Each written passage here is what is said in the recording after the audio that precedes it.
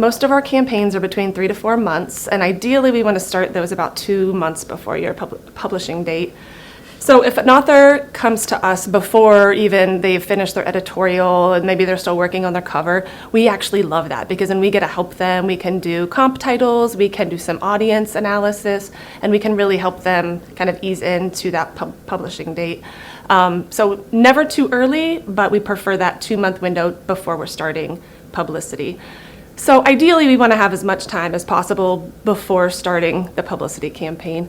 You're never really too late, but most of ours we do want to start, 3 to 4 months before, and then some of them we might start, we've had a couple who, they're publishing next week and they want to get started right now. We can do that. It's not ideal, but it happens. And then very rarely do we actually start a publicity campaign after the book has been published. Again, it happens and they can be successful, but again, not ideal.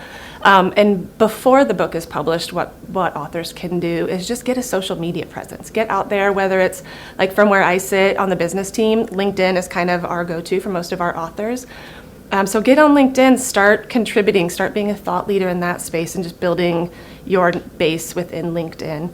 And just practicing your message, as every author should have their elevator speech down and know how to articulate that properly. And I think it's to have a 20-second, 2-minute, and 2-hour presentation on your book.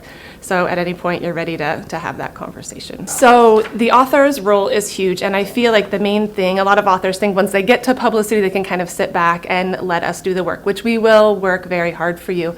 But it is a partnership. So we want to brainstorm with you on ideas that you're ready to talk about with the media and what you're feeling really strong about.